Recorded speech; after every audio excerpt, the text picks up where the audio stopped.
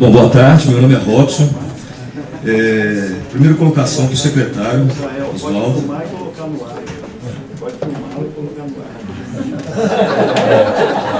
Já fez a campanha, né? Bom, meu nome é Robson, minha primeira colocação é para o secretário. Eu trabalho no campo da literatura, tenho uma pequena editora aqui na cidade.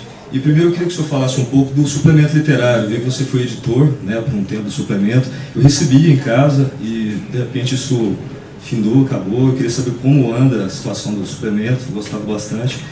E segundo eu queria dizer sobre as políticas de incentivo à literatura no Estado. Está aberto hoje o Prêmio Minas Gerais, né, que premia tipo, R$100 mil um escritor de ficção, outro de poesia, tem o prêmio do Conjunto da Obra, acho fantástico.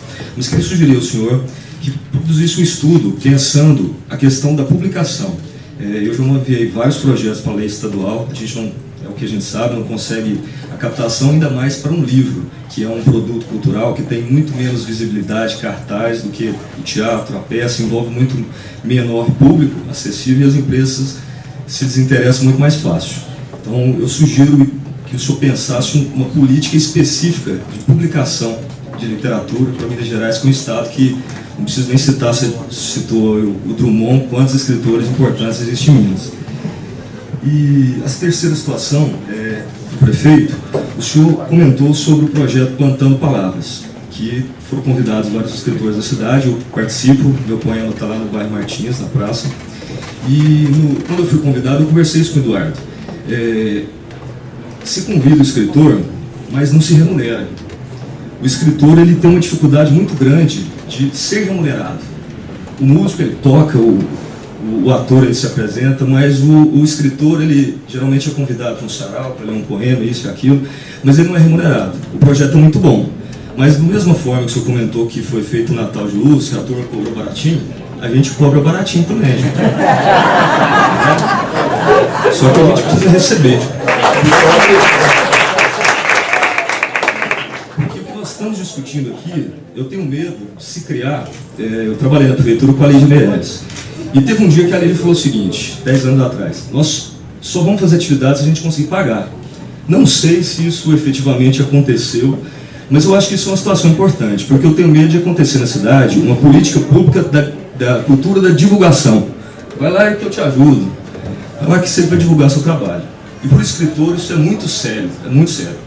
Então, eu estou recebendo outros convites do CEMEP, da própria Secretaria de Educação, mas para divulgar meu trabalho.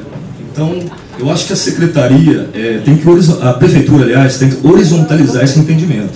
Não se pode convidar um profissional da arte simplesmente pela divulgação, pelo seu trabalho. Acho que isso tem que ser horizontalizado e entendido como uma política pública de investimento no artista. Ninguém está querendo ganhar milhões por um poema, por um livro, por uma palestra, por um papo com os estudantes na escola. Mas tem que se pensar essa remuneração, que é uma situação bastante séria, eu acredito. É isso. Obrigado.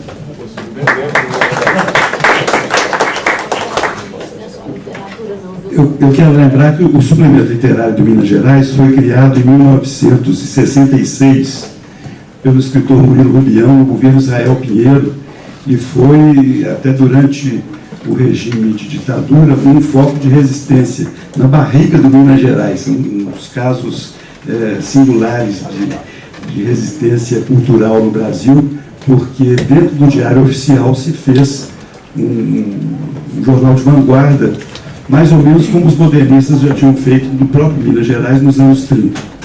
O suplemento, o que eu soube é que eles não enviaram as últimas edições porque não tinha dinheiro para a postagem. Mas se você não recebia mais há mais tempo, é só você se comunicar, porque o sistema do suplemento sempre foi esse, selecionando autores, pessoas que queriam receber, pessoas que manifestavam interesse em receber e diziam porque são escritores, poetas, etc. Então, eu acho que se você entrar em contato com o suplemento, você volta a ser inscrito lá na lista de pessoas que recebem o suplemento. Nós vamos dar muito destaque a ele, já preparar a comemoração do cinquentenário no ano que vem, que é também o centenário de nascimento do escritor, do contista Murilo Rubião, que foi o primeiro editor do suplemento literário em 66, faz 100 anos, em 2016. Depois, neste mês, em um mês de secretário, eu já recebi numerosos editores, pessoal que mais se mobilizou, por causa de feira de livro, salão do livro, bienal do livro. Foi criada uma liga de autores mineiros, existe Liga de Autores Mineiros.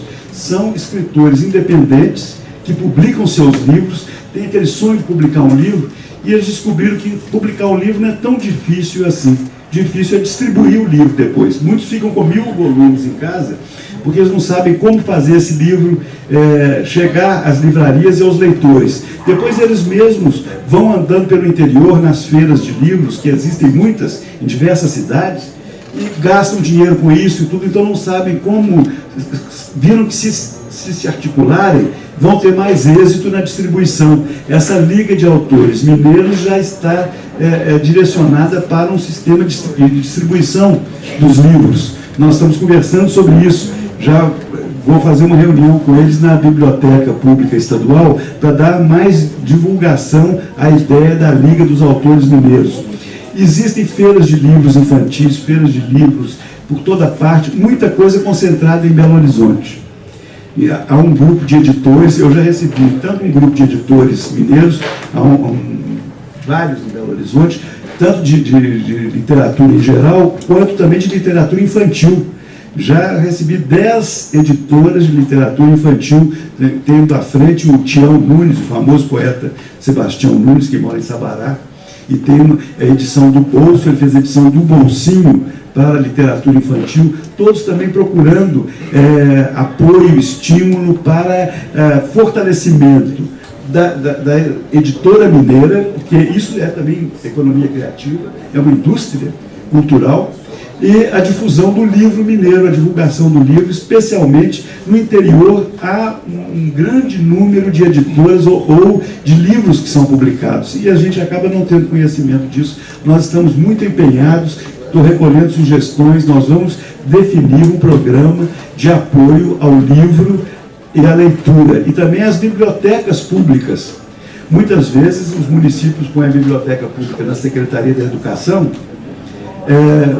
por causa do recurso, mas ela tem que ter um compromisso com a cultura, quer dizer, ela não pode fechar nas férias escolares, ela é biblioteca pública cultural municipal, ela não é biblioteca escolar, embora ela esteja no âmbito da Secretaria Municipal de Educação, mas ela tem que cumprir, nós estamos pedindo isso aos prefeitos, para cumprir um programa de cultura, é uma biblioteca viva.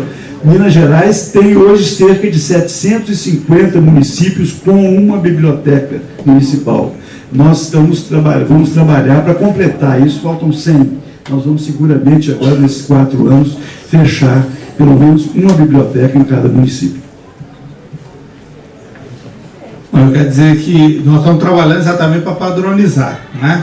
Nos eventos, né? Carnaval, o Roberto está aqui, todo mundo que está trabalhando no Carnaval, inclusive começa hoje nos distritos, né? Primeira vez vamos ter carnaval nos distritos, com equipamentos da prefeitura, com bandas que vão, todas remuneradas. Não tem ninguém que vai lá fazer, reconhecendo exatamente a importância.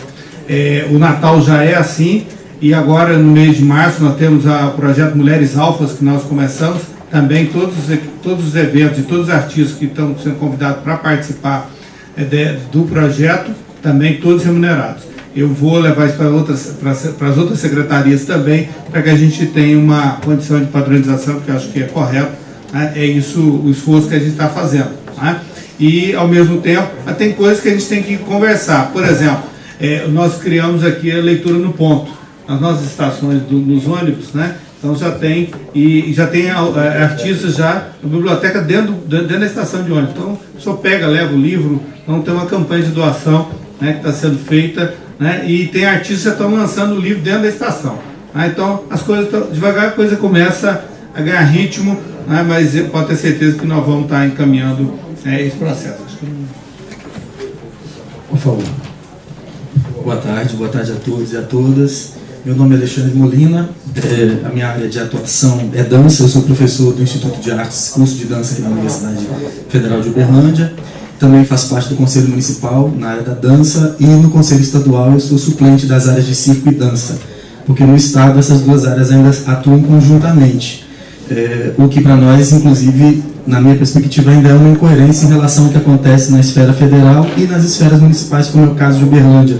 A importância, tanto para o circo como para a dança, de que nós tenhamos um acento específico, porque somos áreas que dialogamos, obviamente, como todas as outras áreas, mas nós temos as nossas especificidades, e é fundamental que a gente tenha a garantia de poder discutir e também votar, decidir a partir das nossas áreas específicas.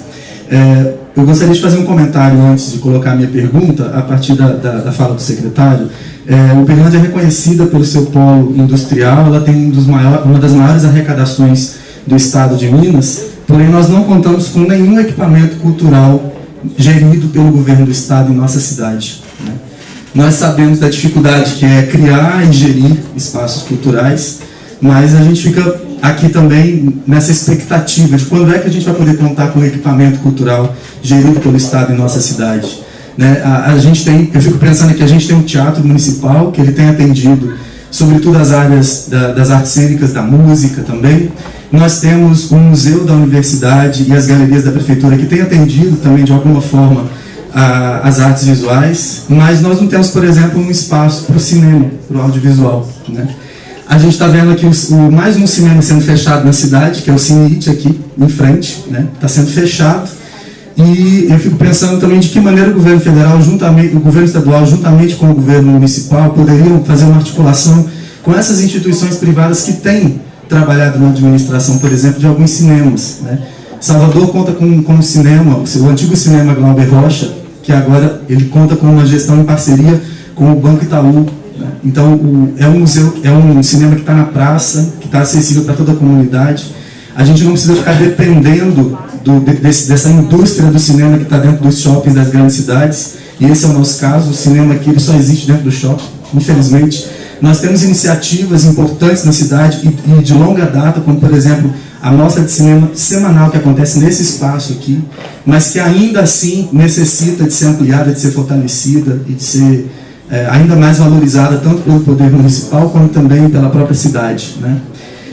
Então eu queria apenas fazer esse comentário. Com relação aos espaços culturais, existem iniciativas no governo federal e em alguns outros estados, como o estado da Bahia, que é a constituição de redes de espaços culturais e de equipamentos culturais. Aqui nós temos espaços independentes, como a sede da Trupe dos Trões, o pessoal está aqui, o Like Dança com o Palco de Arte, que são espaços independentes que têm acolhido a produção que vem para a cidade e a produção também na nossa cidade. Então pensar também numa articulação com esses espaços, criar uma rede. Nós temos o Periferarte também. Por que não pensar numa rede? Então, se é muito caro construir um equipamento, como que o Estado, como que o município pode colaborar com o fortalecimento dos equipamentos que já existem na cidade? Nós temos ali a sede do Pontapé, que além da escola tem também um espaço cênico. Então, como que a gente pode fortalecer esses espaços e garantir que a produção ela possa, de fato, escoar por toda a cidade, né? Uberlândia é muito grande, mas nós temos muitas regiões que não têm nenhum equipamento cultural. E fica difícil a gente pensar aqui em formação de público, pensar em como que a gente pode ampliar os espaços de difusão se a gente não conta com os equipamentos, né? Então é fundamental. A minha pergunta dialoga com a proposta colocada pelo Calvino aqui. Eu queria ser bem direto nessa minha questão. Nós sabemos que o governo federal, a partir do REUNE, trabalhou intensamente na ampliação das universidades públicas no Brasil, sobretudo as federais. Nós tivemos com isso um crescimento nos cursos de artes no Brasil, nos cursos que formam professores e que formam também artistas em bacharelado. O Uberlândia é um deles. Nós contamos hoje com as 4 linguagens que são as linguagens que fazem parte da estrutura do ensino superior: dança, teatro, música e artes visuais. Nós temos essas 4 linguagens aqui. E a minha pergunta é como que está o pensamento tanto do Estado como da Prefeitura na articulação entre cultura e educação, para que a gente tenha a efetivação do ensino dessas 4 linguagens artísticas nas escolas públicas de Minas Gerais e de Uberlândia. Nós já temos um avanço aí, há uma tentativa de que, porque a lei ela já obriga o ensino das artes desde 1971, mas ela não define como ela deve ser feita. E já existe aí uma proposta, assim como a música avançou, a proposta é que nós temos as 4 linguagens garantidas no ensino público no Brasil. Mas a gente precisa que, para isso, a gente tenha concurso público específico para a contratação de professores específicos para trabalhar nessas 4 linguagens também.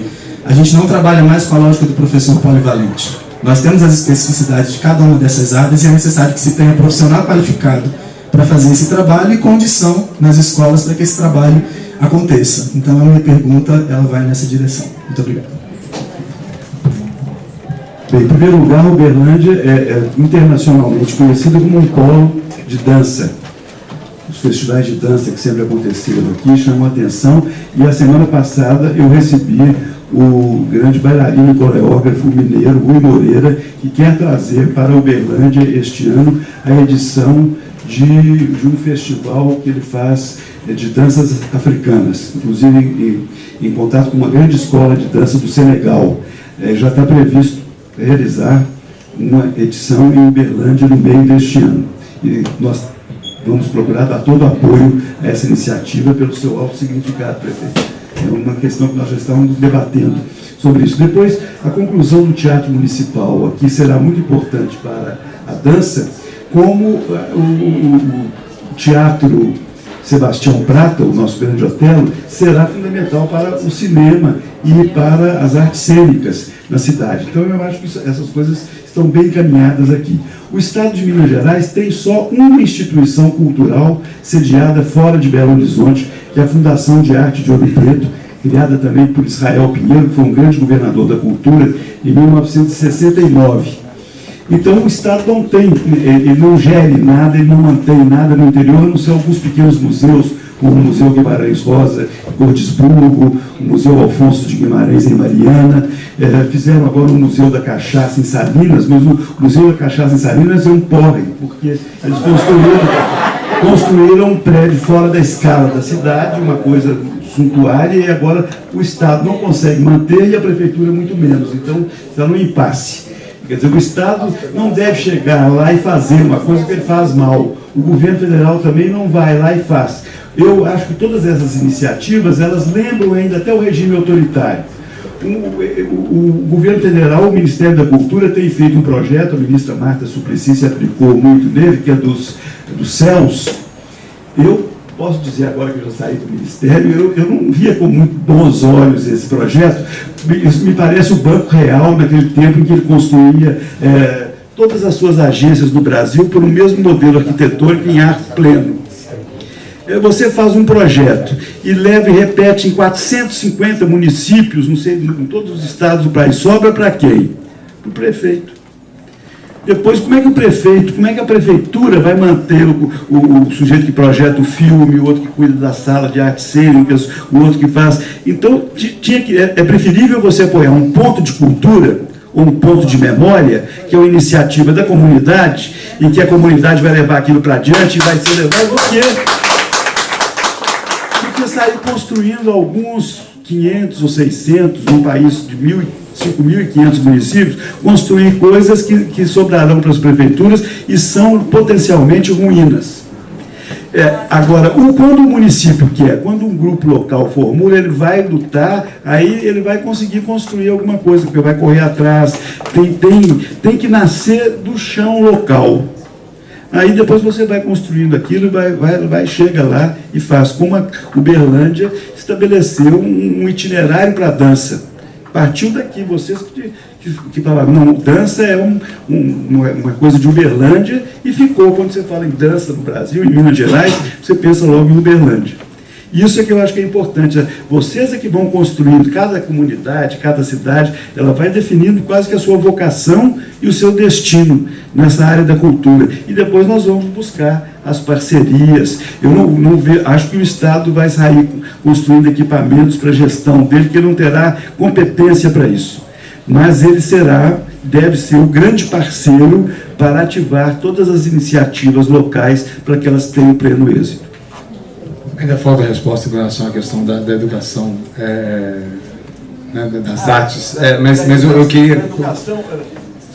A música, Vila Lobos foi quem pensou em levar a música para a escola, com o Orfeão, lá no projeto Gustavo Capanema, no governo Getúlio Vargas, com o Anísio Teixeira, que foi o grande reformulador todo mundo fala em Paulo Freire, mas esquece o Anísio Teixeira, que foi o grande formulador disso tudo. Hoje nós temos que voltar. Eu já conversei com a secretária Macaé da Educação sobre como nós vamos ter um ensino de música, e chamei a atenção para uma coisa, porque nós tivemos durante 12 anos agora um modelo tecnocrático, neoliberal e gerencialista de educação.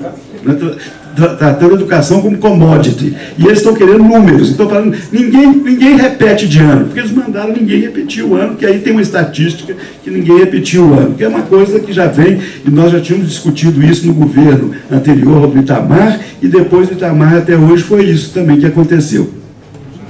Eu lembrei que nós temos 12 conservatórios de música na rede da Secretaria Estadual. Esses conservatórios foram criados pelos governadores Juscelino Kubitschek e Clóvis Salgado entre 1954 e 55. Eram 13, o último não foi instalado, que era o de Ouro Preto.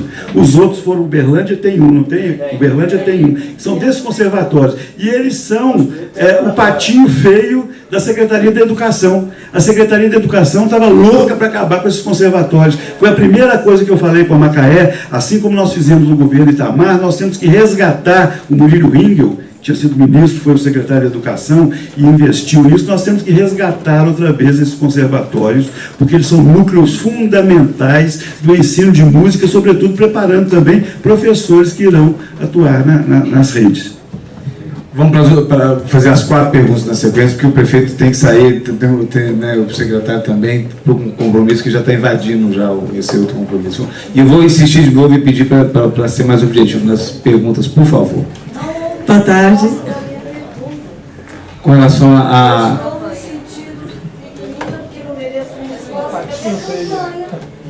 campanha com as empresas. Você já pediu o presidente da TV Minas para gravar seu depoimento? Você já fez a campanha, não? Vamos lá. Boa tarde, meu nome é Cláudia, eu sou violeira e gestora e produtora cultural e atendo municípios da região aqui, associados a Anvale, Anvap e a AMEG. E a minha pergunta é mais uma colocação, na verdade, para o Ângelo Osvaldo, em relação ao ICMS do patrimônio cultural.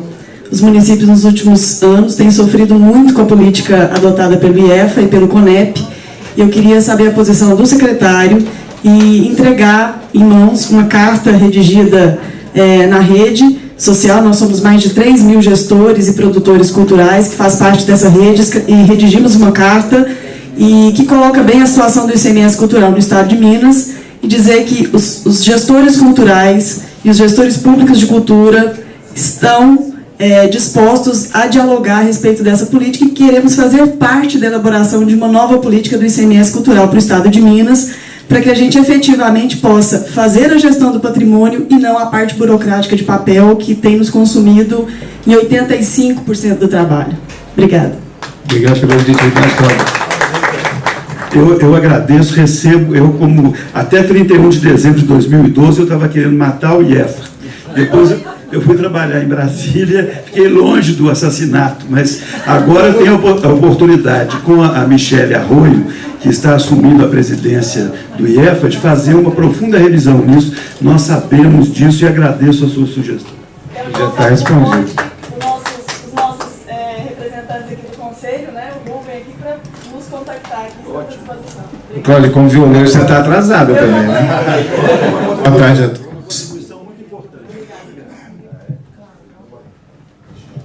Boa tarde.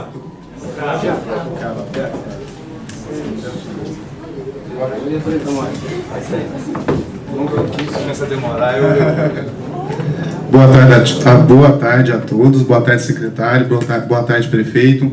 Eu faço parte da região centro-oeste de Minas e eu estou aqui para fazer 2 indagações. A gente vive num universo de 853 municípios, muitos deles, acho que 90%, têm menos de 10 mil habitantes, então a área de cultura ela é muito pouco vista. Eu gostaria de saber do senhor o seguinte: a maioria dos prefeitos eles não tem essa visão. Eu sou da cidade do tamanho do prefeito, que há pouco tempo ainda não existia Secretaria de Cultura. Então, eu gostaria de saber do senhor o que a gente pode fazer para mudar a mentalidade dos gestores municipais com relação à cultura e até com relação à população. A Cláudia falou da questão do ICMS, eu gostaria de saber do senhor como vai funcionar agora nessa gestão do Fernando Pimentel essa questão do ICMS cultural. Boa tarde, secretário. Boa tarde, prefeito Gilmar Machado. Meu nome é Wilson, sou vice-presidente da PECULT, Associação de Produtores Culturais de Uberlândia e Região. Atualmente eu resido lá em Uberaba, mas comecei o meu trabalho efetivo com produção cultural aqui em Uberlândia, uma cidade que eu devo muito a ela, que tem esse perfil empreendedor. Parabenizar o Rubem por conseguir mais uma vez trazer essas pessoas para essa discussão que é fundamental. E na verdade não é bem uma pergunta, é uma colocação, né? A Pecult atualmente ela tem linha de atuação em Tuiutaba, Uberaba e Uberlândia. E nós vemos sofrendo muito nos últimos 3 anos, desde quando nós assumimos, pela debandagem dos produtores culturais por causa dos seus trabalhos específicos, né? Então, cada vez mais os produtores estão se afastando desse tipo de cooperação mútua para trazer um desenvolvimento potencial para a região, né? E vem se discutindo muito no Conselho Estadual de Cultura, desde o ano passado, essa questão da descentralização, da interiorização, principalmente da questão do recurso da lei estadual. E eu queria colocar uma questão, secretário, e antes de mais nada, parabenizá-lo, porque eu estou saindo aqui com a sensação que realmente nós temos um secretário à altura do Estado para estar discutindo cultura com todas as regiões, né? Por citar Carlos Drummond e companhia, e pelo discurso aqui empregado, um secretário realmente de cultura, né?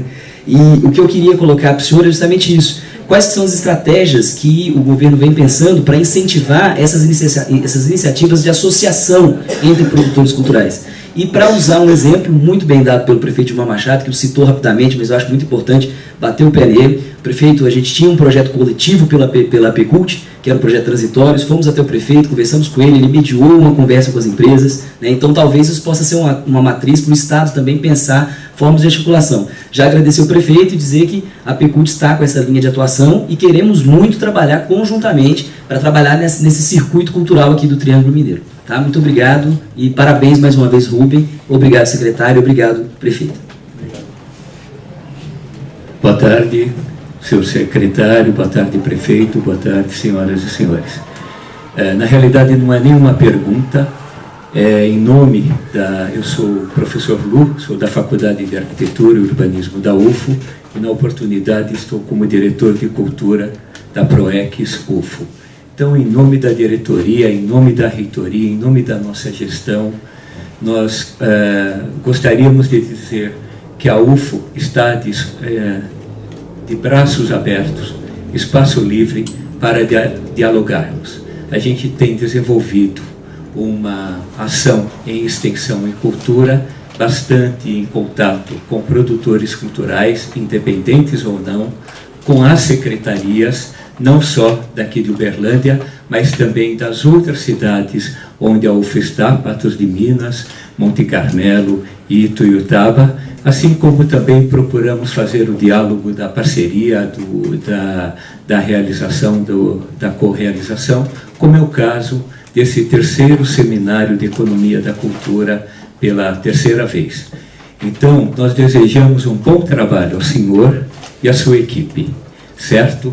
Agora, eu, como arquiteto, e já que o senhor fez a menção, eu gostaria de reforçar o peso belo do seu parecer para o IEFA, quando a igreja de Lina Bobardi, em 1995, foi tombada pelo Estado.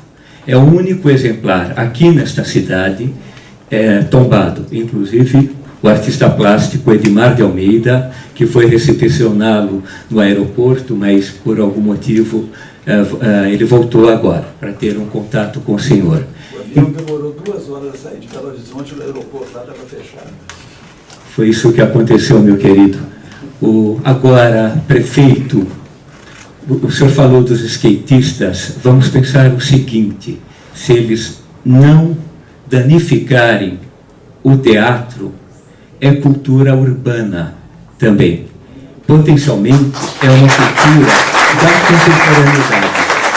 Isso me faz lembrar até uma possibilidade que eu penso do Parque do Ibirapuera, que é tombado, que é uma obra de vários arquitetos, inclusive o Oscar Niemeyer, e que a rapaziada, as novas formas de tomar a cidade e de ocupar a cidade, ocupam aquelas belas marquises. E ali, nesse sol maravilhoso para o audiovisual, a molecada, se não danificar a obra do Niemeyer, que agora é nossa, deixemos as crianças livres. Obrigado.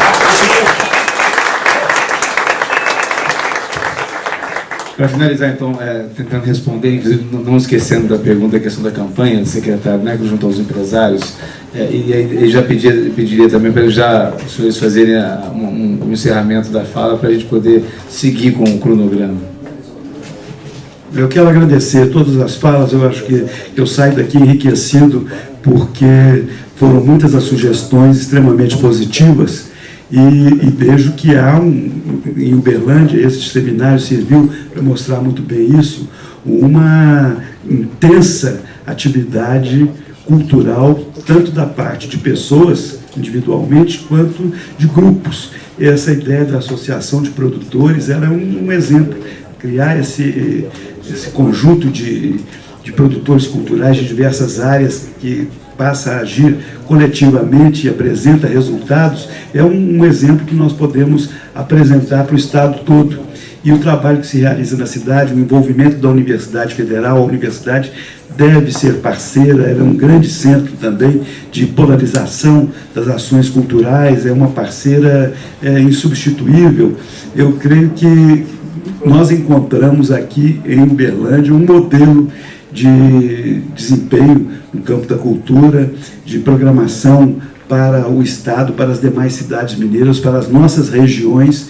Eu saio muito estimulado, enriquecido nesse início de caminhada, nesse início de jornada. Eu acho que eu vim aqui mais recolher do que distribuir nesse primeiro momento. E fico muito feliz de receber tantas propostas, tantas ideias positivas. Cumprimento os vereadores que estavam aqui, os representantes da universidade, os produtores e produtoras de cultura de Uberlândia e da região, das cidades vizinhas que estão participando também dessa importante região. E a minha palavra final, agradecendo ao César, ao prefeito Gilmar, como eu disse, um homem da cultura.